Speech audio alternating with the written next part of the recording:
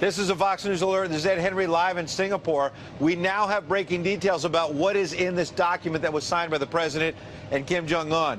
The document specifically spells out that Kim Jong-un now commits to, quote, complete denuclearization of the Korean Peninsula. I want to quote it directly. President Trump, the document says, committed to provide security guarantees to the DPRK, and Chairman Kim Jong-un reaffirmed his firm and unwavering commitment to complete denuclearization of the Korean Peninsula. So you're going to have critics coming out undoubtedly in the hours ahead saying that maybe this is not such a big deal. But hang on a second. When you look at the nitty-gritty detail, it certainly sounds like we're moving towards denuclearization. Let's get some live reaction. Jessie Jane Duff, she's live in Washington, a retired Marine gunnery sergeant, a senior fellow with the London Center for Policy Research. Good to see you, Jessie. What's your immediate reaction to not just the events we've seen unfolding, but we've been waiting for these details? We finally got our hands on it. Certainly sounds like we're moving towards denuclearization. This is mind-blowing. The hair on my arms raised when the producer told me what the outcome was of this document.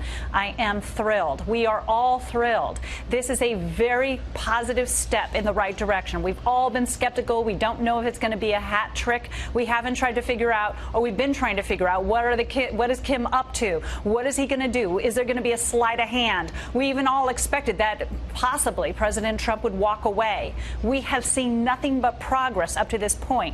I think every person out there on this planet right now had to gasp and say, oh my God, because we have waited over 70 years for this.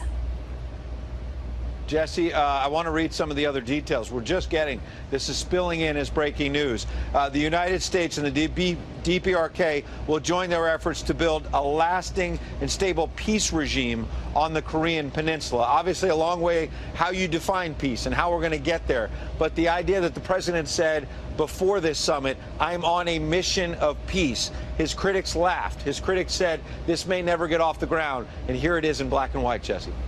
Well, the problem that we do have is that the Kim family has never been on a mission of peace. Their whole goal and objective has been to reunify with the peninsula, South Korea, that is. So when you now remove their capability to attack or assault or take over South Korea, my biggest fear now is that Kim is going to be suddenly disarmed and aware that he is really vulnerable. And when he is a vulnerable man, you get very nervous reactions from any dictator who has disarmed. So this is where we have a big risk. What is the next step to protect Kim? That is my first question. Not that I want to protect him, but if he cannot protect himself, then we can't see this moving forward, because essentially those nuclear weapons have been his life insurance policy.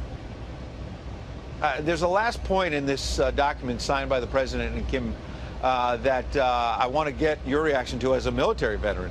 It says the United States and DPRK commit to recovering POW MIA remains, including the immediate repatriation of those already identified. There are a lot of people in the United States still waiting for answers about the remains of their loved ones from the Korean War. This is an important development as well.